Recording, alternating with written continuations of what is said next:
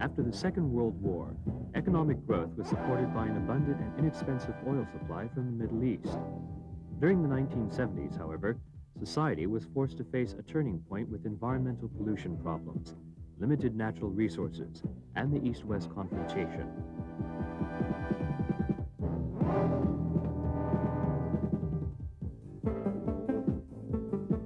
It was under these trying circumstances that in 1972, Honda formulated the new Honda Plan, designed to establish new guidelines for the enterprise. It was the starting point of an active challenge toward the future, in which Honda's great tradition and flexibility were wisely combined to meet the new situation.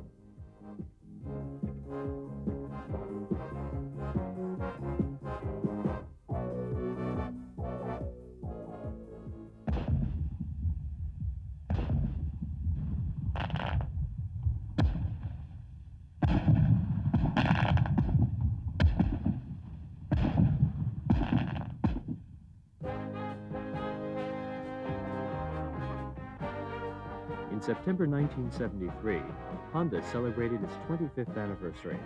After establishing a marvelous record in the first 25 years of the company's history, the company's president and founder, Soichiro Honda, and vice president Takeo Fujisawa retired from their positions, and Mr. Kiyoshi Kawashima assumed the company presidency.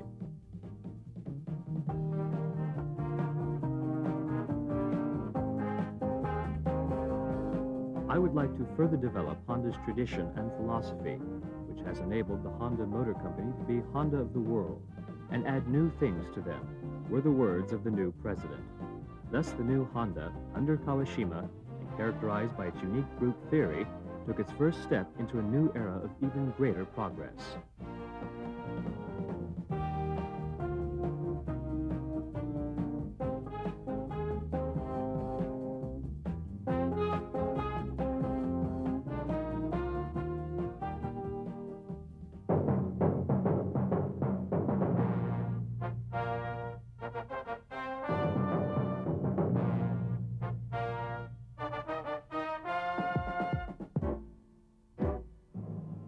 But awaiting the new Honda was an age of turbulence. At the end of 1973, the Fourth Middle East War brought about the great worldwide oil crisis.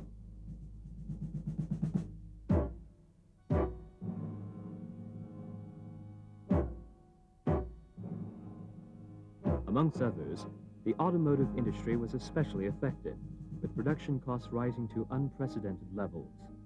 Many manufacturers attempted to survive the crisis through price increases, and Honda's new management was also forced to come to a firm decision. In January of the following year, the new management announced, in view of this enterprise's social responsibility, we wish to refrain from instituting any price increase for as long as possible. We will do this through our own efforts, thus setting themselves a strict target and endeavoring to achieve it.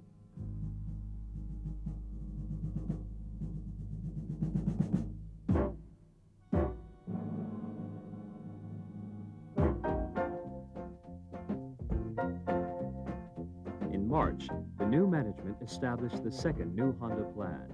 These three projects were instituted in order to prepare the entire system for the coming 80s.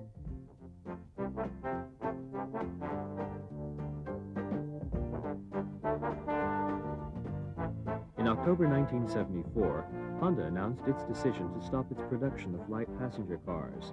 Up until that time, Honda had enjoyed the major share of the light car market, but now it dared to step out of that market. This was because it was realized that light vehicles could not pursue an international market, and also that being active in both general and light car markets would greatly disperse the effects of development, production, and sales efforts.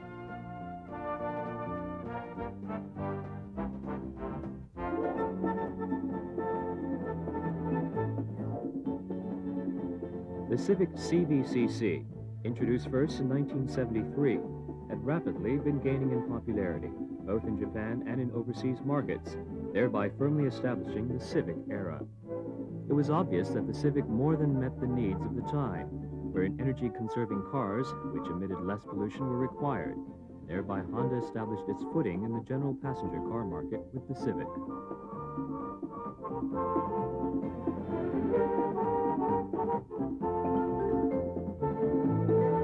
Honda was now attempting to become a leading compact car manufacturer, and it became their primary task just when and how to market a quality car to come after Civic.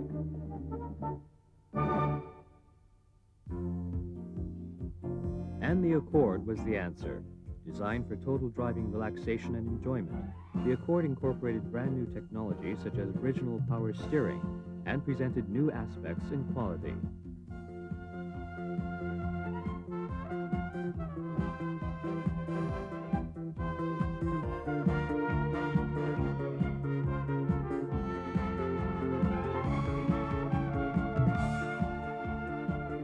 The moment Accord was introduced into the market, it won as much popularity as the Civic had before it, and with this success secured Honda's position in the compact car field.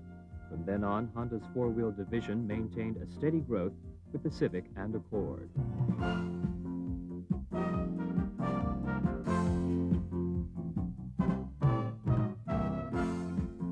Meanwhile, in the domestic market for two-wheelers, sales had dropped from the 1.72 million vehicles of 1961 to now only 1 million units. This was due to the rapidly increasing popularity of the four-wheelers, brought about by the so-called motorization boom. It was at this time that the Kawashima management issued the slogan "From merchandise that sells to merchandise that we should sell." At the same time, in 1973, it also strengthened its two-wheeler research and development division by separating the Osaka Research and Development Center from the Wako Research and Development Center.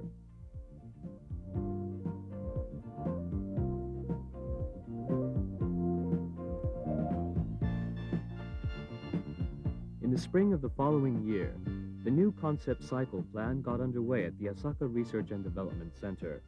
The project team's mission to develop a key product of an entirely new concept, designed specifically to arouse public demand.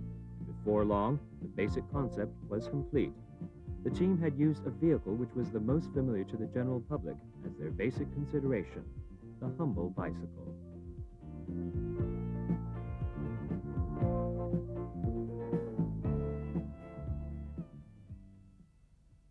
And so in 1976, the road panel was introduced into the market. It entirely changed the two-wheel vehicle's image with the catchphrase, "Yacht Top Down."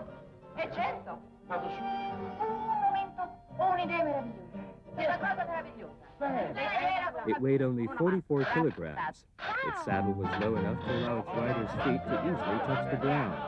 It used a spring-type easy starter and came in a colorful design. Priced at only 59,860 yen, it cost about the same as that for a good quality bicycle.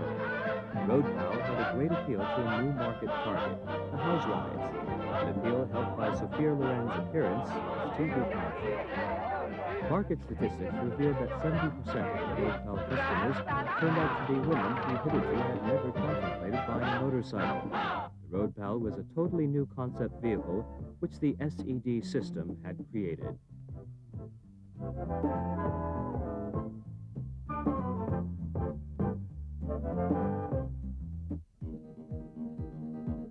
In 1977, Honda announced its two-wheeler project for the 80s.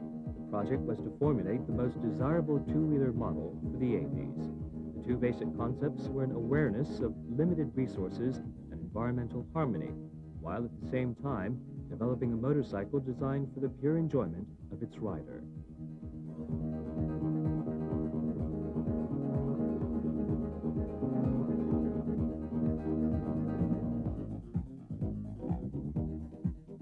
While the two-wheel and four-wheel divisions were active in the domestic and overseas markets, the general-purpose division was also growing rapidly, with the ME engine series marketed in 1977. The executive board had announced its plans to make the general-purpose division one of the three key pillars, along with the two-wheel and four-wheel divisions in 1975.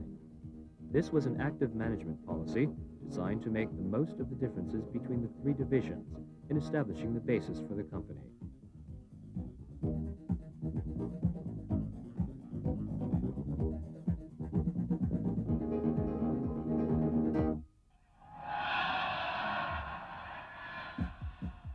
After the oil crisis, inflation and recession in Japan never seemed to cease. Japan's auto industry, for the first time since the end of the Second World War, was now experiencing hard times.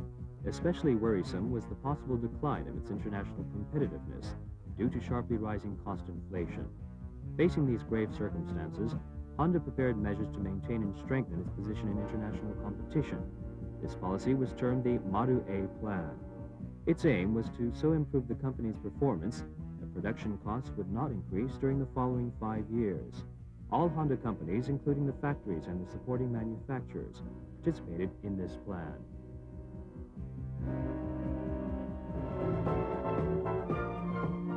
In June of 1974, construction for the new Kumamoto factory began.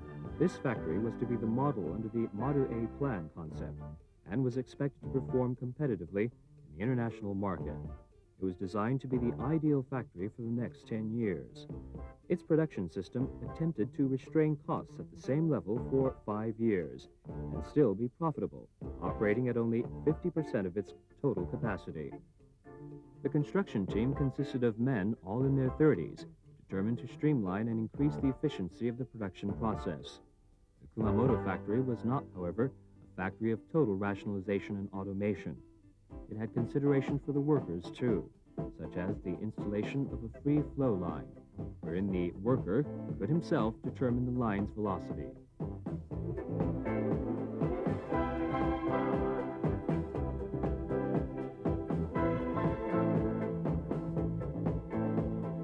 The task of strengthening international competitive power was approached from various directions. One of these was the license system in all divisions, which was implemented in 1976. This system's purpose was to ensure the future of individual employees, as well as the company, in order to catch up with the world standards.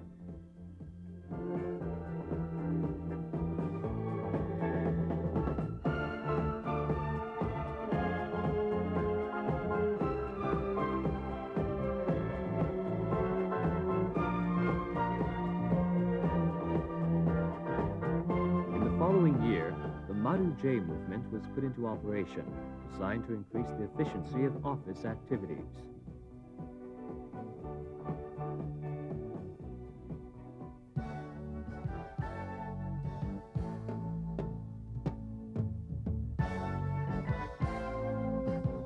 While working to increase its international competitiveness from inside, Honda was at the same time launching active international strategies.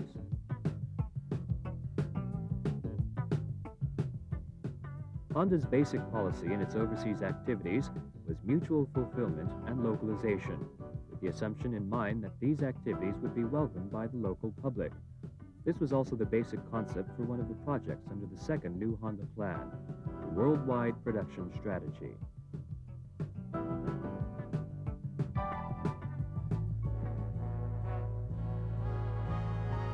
In 1976, a two-wheeler factory was constructed in Brazil.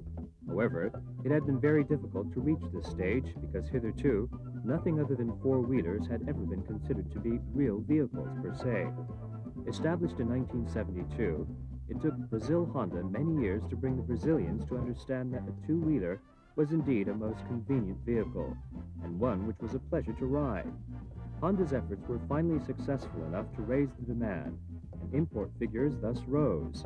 Finally, in response to the Brazilian government's request, a factory was built in Manaus.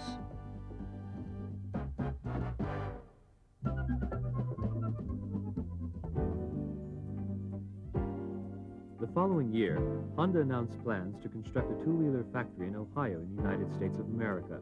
This plan was formulated with the view that it was very necessary for Honda to contribute to its host country's economy if Honda wished to be completely accepted throughout the world. The United States activities were the Kawashima management's key points in its worldwide strategy. That same year, Hisco started to import and sell automobiles from Ford of America, which came as something of a surprise to the domestic auto industry.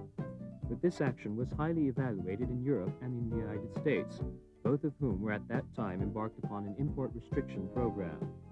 The general overall feeling was then that Honda is not merely thinking about its own exports, but also mutual development.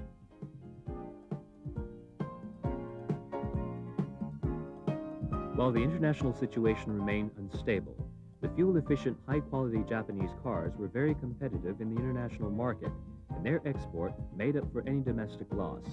In 1978, however, a big change in the export situation occurred.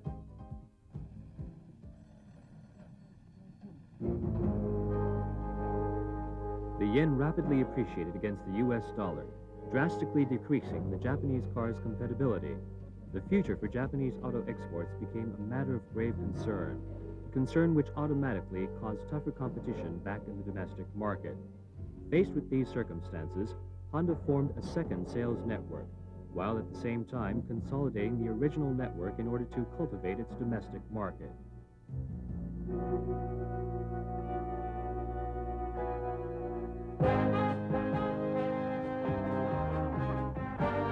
In March of 1978, Honda made the decision to set up the new sales network Verno. First, all existing dealers were invited to join the new Verno network, and then a call for public participation was sent out. This resulted in responses coming from 89 companies in 91 various locations by November of that year. That November, Verno outlets started off with the new vehicle, the Prelude. The Prelude was Honda's first special private car, which offered an electrical sunroof as standard equipment, another first in the Japanese domestic market. Verno is Latin for young or new. Prelude is the word for overture or beginning. As these names reveal, this was the beginning of a new phase in Honda's domestic strategy.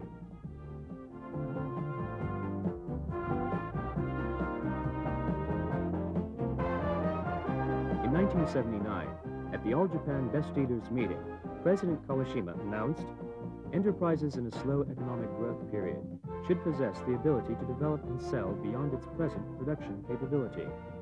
I would like to establish a system capable of selling 30,000 cars per month throughout the country in preparation for our next annual production target of 1 million cars."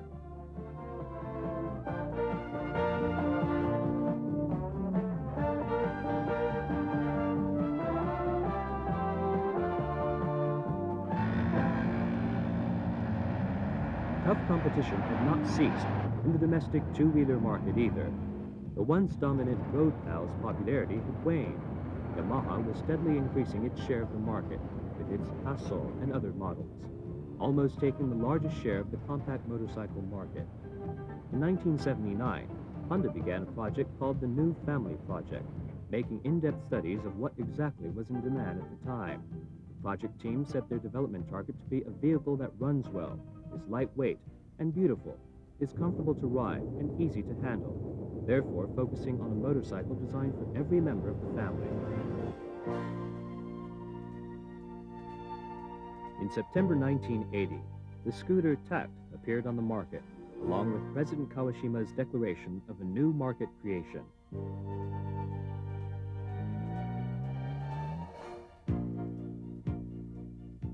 Tact was a hit. It created a new trend in the two-wheeler market.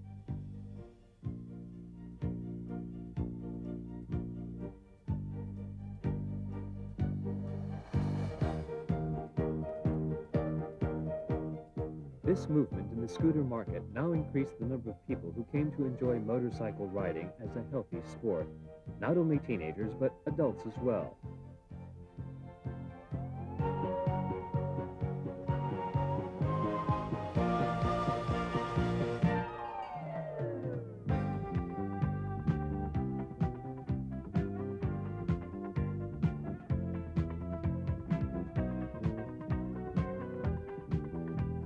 While introducing new models of sports motorbikes on the one hand, Honda also had a safe driving promotional headquarters, which carried out various activities in accordance with local communities. Safety club meetings were held designed to maintain a close relationship with customers, under the slogan, "Meet in Suzuka once a year." These efforts were highly evaluated by society, and the sports motorcycle market expanded significantly, aided by the setting up of Triple S shops which specialized in sports-type motorbikes.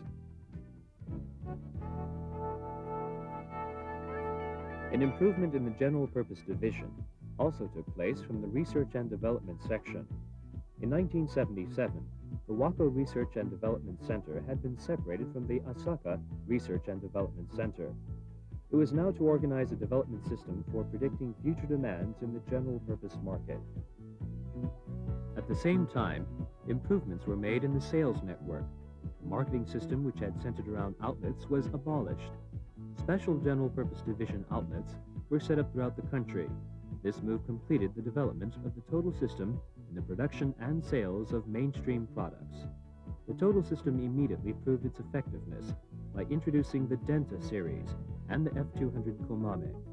Advertised by the suggestion of new outdoor life, these products served to aid the general purpose division make long strides in its progress towards exceeding a cumulative total of 4 million units in production.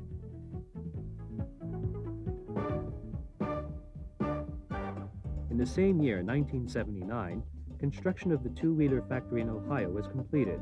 It was the first of its kind to be built in an industrialized country and marked the first step in a new phase of Honda's activities in the world market.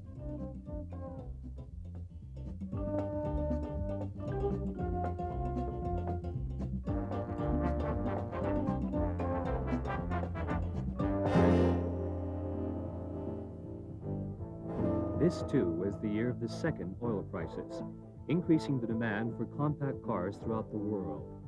The yen's depreciation due to the oil crisis created a more favorable environment for Japanese car sales. On the other hand, however, European and North American industries fell into depression, a situation which caused trade friction with Japan. Every automaker in Japan, North America, and Europe desperately explored ways to survive. By the end of the year, Honda signed an agreement with British Leyland Limited England. Such an agreement drew a lot of attention from manufacturers throughout the world, as it suggested new directions in international cooperation.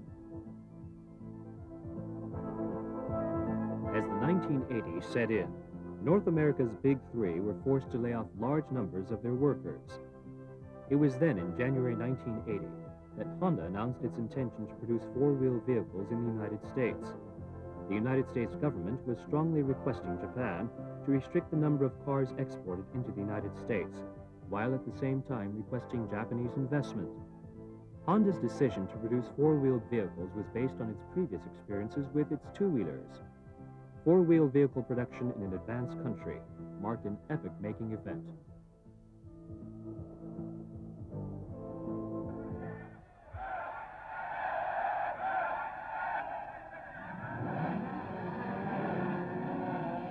Earlier in 1977, Honda presented various challenges to the world by announcing its comeback into World Grand Prix motorcycle racing.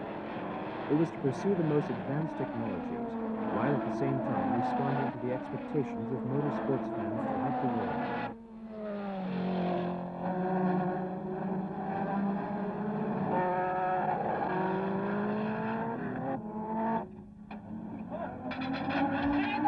In preparation for its comeback into international motorcycle racing in 1976, Honda formed HERT to support European local corporations' racing teams.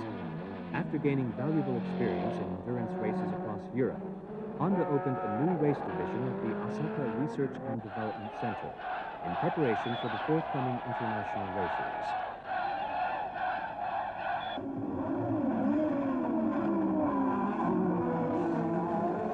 In 1980, after a 13-year absence, Honda made its comeback with Formula 2 racing. Participation in these races had revitalized and encouraged the aggressive racing spirit that had always remained alive in Honda throughout the previous years.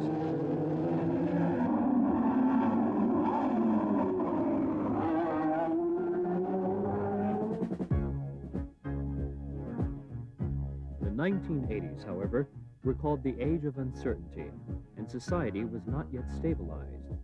In his paper, Japan is Number One, Professor Vogel of Harvard University stated his admiration for Japan, but concurred that Japan was still in the situation of exploring its way out of the long tunnel of recession.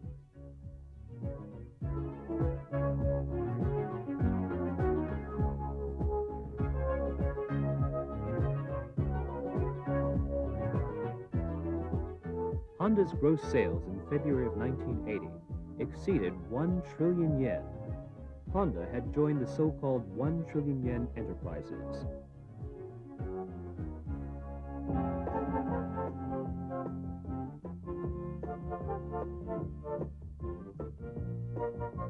But Honda never ceased in its pursuit to further secure its position in the world. It continued to carry out a variety of activities to fulfill its responsibility to society.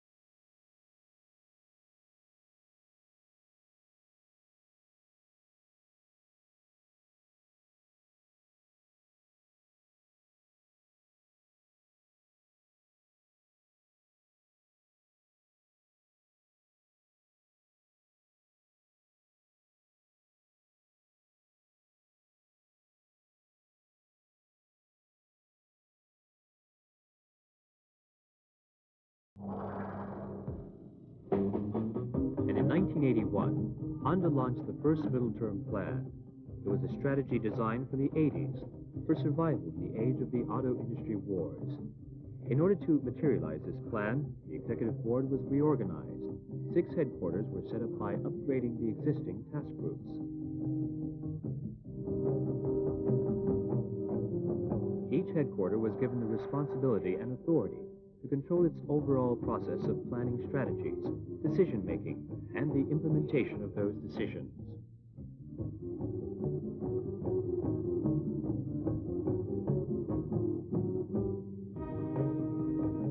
Japan became the world's leading automobile manufacturer in 1980, surpassing even the United States. Now, trade friction with Europe and North America was becoming very serious. In 1981, the United States finally invoked its import restriction policy. European nations followed suit in urging restraint. This resulted in Japan's voluntary restraint of all its exports.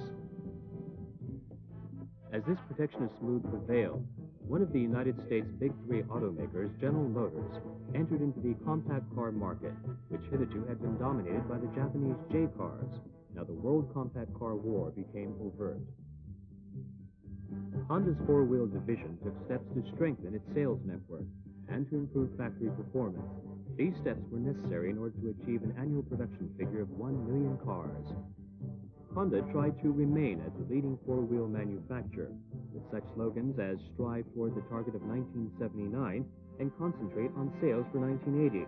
This, however, did not show any significant result in the domestic market, but exports took a better turn.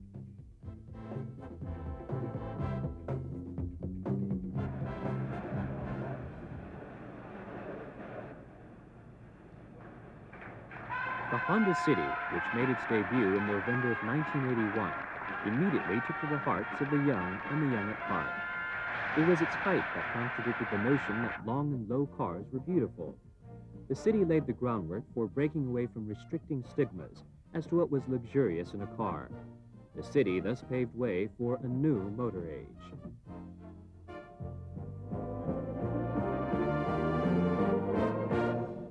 City in city.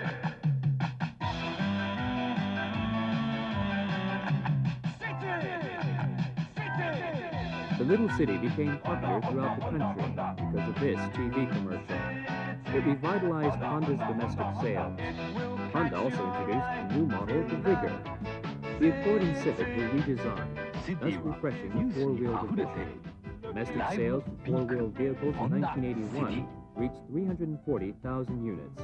Add this figure to the export total, and the long-awaited goal of 1 million cars had been attained.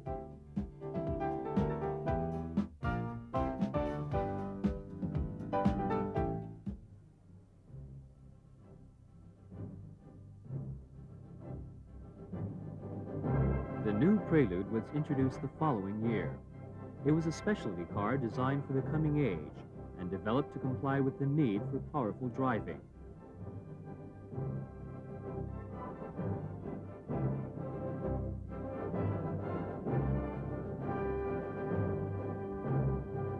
The new Prelude enabled the Verno shops, which had been the key factor in the sales system, to now become independent. As the export environment grew more and more unfavorable, it became Honda's target to make 40% of its sales within the domestic market. Thanks to the popularity of the City Turbo and Prelude, Honda recorded the largest growth rate in the automotive industry, with a total domestic sales figure of 400,000 units.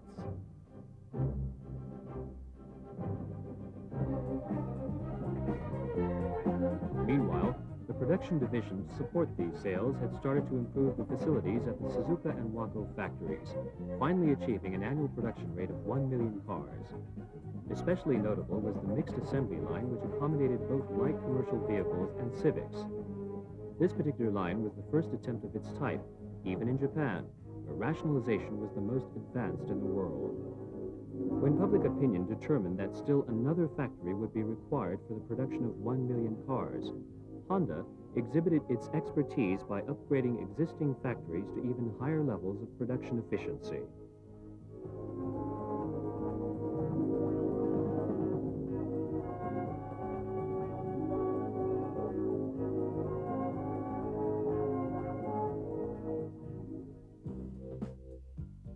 And as for the general-purpose engine division, which had by now completed its total sales system of development and production, its sales too had risen very rapidly, achieving a total of 5 million items in production in 1981.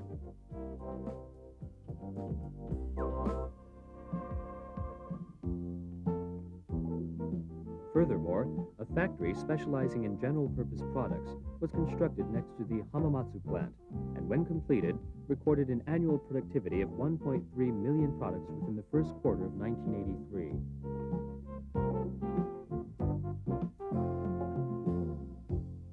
This factory is equipped with an energy-conserving production line and state-of-the-art automation systems.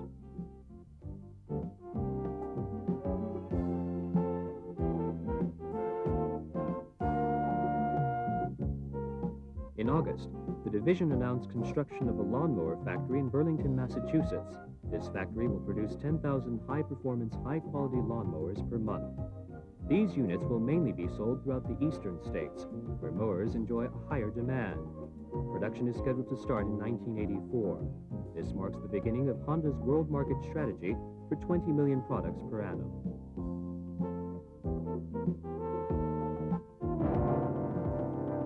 For the two-wheeler industry, the 80s opened with heated competition for market shares. Honda had enjoyed more than 50% of the domestic market, but by 1981, that share had fallen to 39.3%. This was mainly due to efforts being focused almost entirely toward the development of four-wheeled vehicles. Honda had to make special efforts to develop new models because of emission control standards. Therefore, less attention had been paid to the two-wheelers. In the meantime, Yamaha had produced more new models than Honda, winning 36.3% of the market share.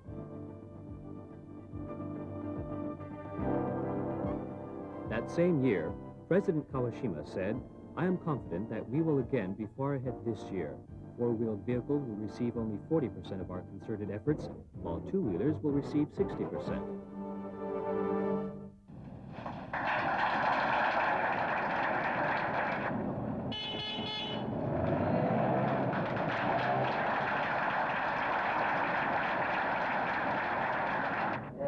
I expect the Honda lead lined up here today will play the leading role in Honda's motorcycle strategy and will also play a leading role in all our other future products.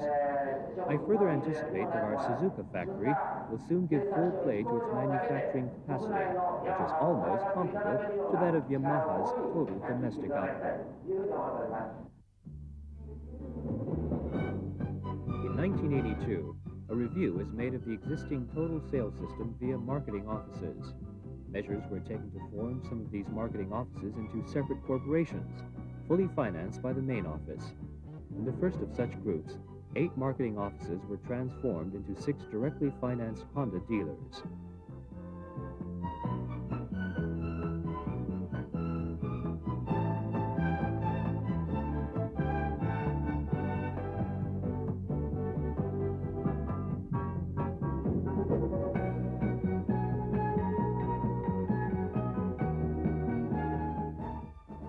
The Honda-Yamaha war was very intense. But Honda did retrieve its market share, bringing it up to 45.6% to maintain its leading position. It accomplished this by placing as many as 45 new models into the marketplace.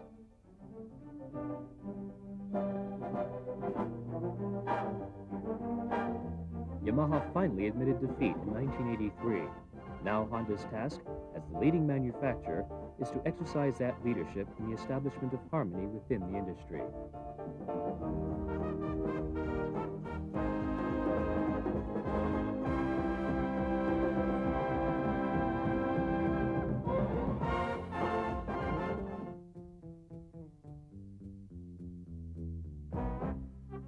In considering the overseas situation, British Leyland Limited, which had earlier signed an agreement with Honda, started the production and sales of the Ballad in 1981, under the brand name of the Triumph Acclaim.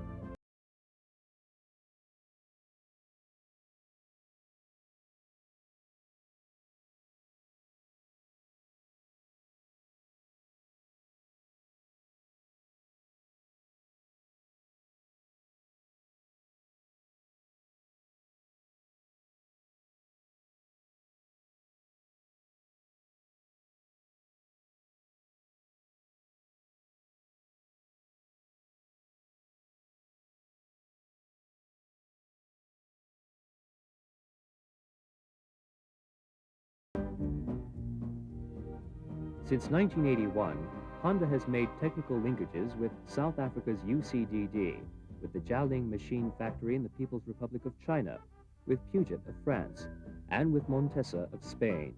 Today, Honda technology is used throughout the entire world.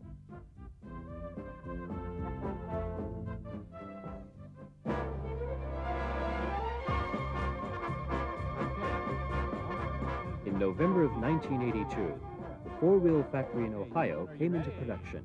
All right. We're now into position, and let's see if it'll work.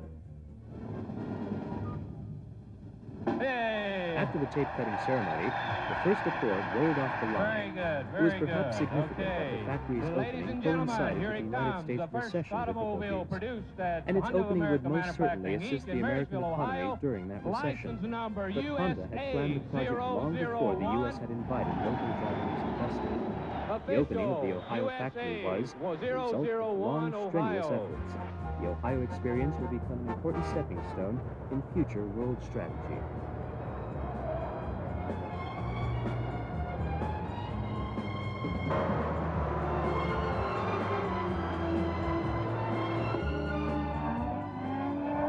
In 1983, Honda made its comeback in Formula One racing, fulfilling the expectations of motor racing fans throughout the world, and symbolizing Honda of the world.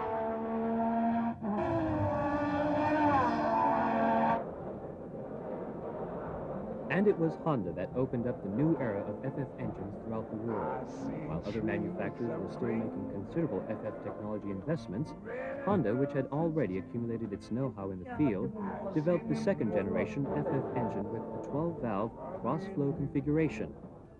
Honda introduced its second generation FF car, the new Wonder Civic, in September 1983, again opening up a new frontier to the world's automotive industry. 1983 was the 10th anniversary of the Kawashima management, which had built the basis for the steps to Honda of the world. It was also the 35th anniversary of Honda's foundation. It was the year that Honda announced President Kawashima's retirement and the appointment of Director Tadashi Kume to the company's presidency. やはり今までどちらかと言いますと大変若さ It may well be said that we have always had youthfulness and a readiness to act immediately on our side.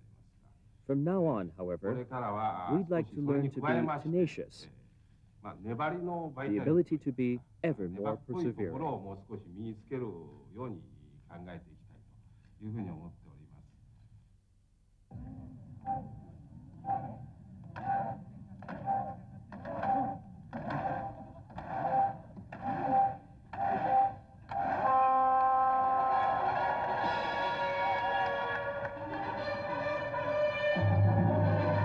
On October 15, 1983, Honda celebrated its 35th anniversary at the Suzuka circuit.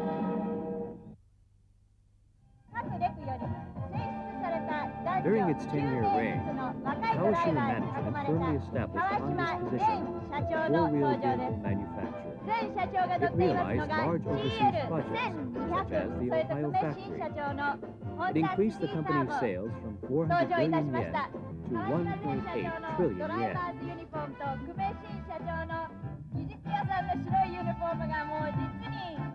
At the 35th anniversary celebration, former President Kawashima was filled with the look of a man who knows he has accomplished his task and had accomplished it well. And President Kume appeared to be filled with energy and expectation as he now takes hold of the reins.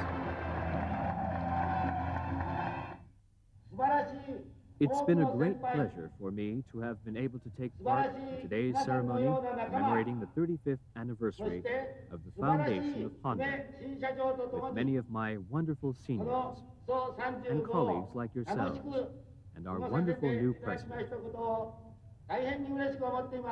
Now, I'd like to introduce you to our new president, Mr. Kume, a dynamic leader and well-suited for this company of ours, our ever-youthful Honda. Mr. Kume. 川島前社長より久米新社長へ力強い握手のバトンタッチが行われました。 我々ホ At ンダに Honda は today, we 35 have the 年 power 間 of で action, 培っ which た has been 誰 nurtured にも during our 負けない 35-year 今日のような history 行動力があ and り is ます。 second to none. 明日に Let 向 us かっ form a て strong 全員ががっち Let り us とス strive クラ for ム the を組んで realization of our 夢の dream 実現へと and let us 情 steadily 熱を燃やし step toward 一歩 tomorrow. 一歩前進していきましょう。